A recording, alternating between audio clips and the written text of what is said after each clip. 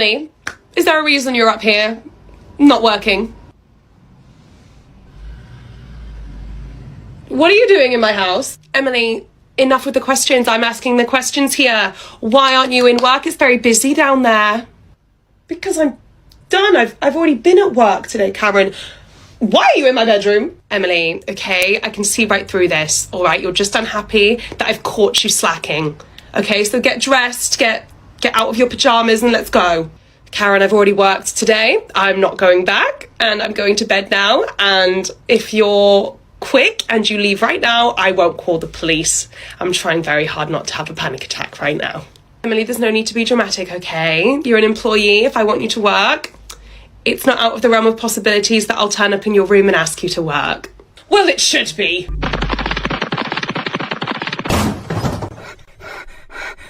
Emily, I'm your manager. Shut up, Karen. Whee! Emily, have you completed the cleaning checklist? I don't know why you're just standing over there doing nothing. Ah, yes, Karen, is it? Now, who's this Emily you're talking to? You. And I don't know why you're asking so many questions. There must be something to do out on the pub floor. The pub, okay. So this is that fantasy world you were on about. So in this pub, are you the manager? Emily, you know I'm the manager. I've been the manager of this pub for years. So this is quite an established delusion then. How dare you talk to your manager like that, Emily? This will be a disciplinary. I hope you know that. Okay, I think some home-hitting truth therapy might be quite helpful here. So, Karen, my name's not Emily, and we're not in a pub right now. You don't have time for your stupid games, Emily. It's Saturday. The pub's going to get very busy soon. Again, my name's not Emily. And what if I told you that this isn't a pub and you are in a secure facility? What would you say to that, Karen? Whatever game you're playing to try and get out of doing the cleaning and doing some actual work, Emily, it's not gonna work. I think we need to increase her dosage. Good morning, employees. Karen, what are you doing here? Managing my pub, Emily. What do you think I'm doing? Don't be so silly. Karen, didn't you get, let go and then, barred from the premises? I recall that vaguely. Why would I be here with the keys and the entry card if I would have been fired, Emily? Don't be ridiculous. I think maybe you need to stop drinking. I don't drink, Karen. I'll be in my office. Emily, why don't the keys to my office work? Probably because we have a new manager and they have their own keys. And seeing as you were barred from the premises and deemed a liability, we changed the locks. But why would you change the locks on my office? It's my office because I am the manager. Yeah, that's what I'm trying to explain, Karen. You're not the manager anymore. I didn't hear what you just said. Do you just not recognise you're not the manager anymore as words? So they block them out of being able to hear them. What did you say? I didn't hear you. Karen, you can't be here anymore. Well, who's covering my shift? I'm the manager. I'm on the floor. I'm covering the floor. I'm looking after everyone. Who's doing that if I'm not here? The new manager? No, Emily, you're mistaken because I am the manager. There doesn't need to be a new one. I feel quite unsafe being this close to you right now, Karen. I'm not gonna lie. You don't feel unsafe. I'm your manager. No, you're not. Right, what did you say? I didn't understand that. Good, Emily. Thank you for answering. We've got a few things to discuss. Is that a question or? Good. So you're on a open till 6 tomorrow. Can we make that an open till 10? No. I'm sorry, what? Oh, I see. Okay, so you didn't go to like the first day of school where they teach you the opposite of the word yes, which is no. Don't be silly with me, Emily. I know what the word no means. Then why do you fail to understand it every time anyone ever tells you no? I don't know what you mean, Emily. I just don't understand why you can't stay on a few more hours. You're already until 6. Why can't you stay till 10? Do you know, like, how a job works? Do you know that, like, you have a life around it and I don't live to work?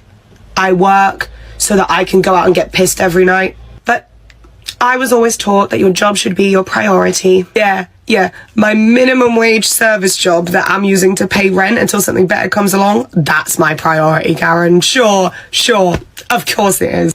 So going back to tomorrow, is that a no on the staying late? Yes, of course it's a no, Karen. Read the room.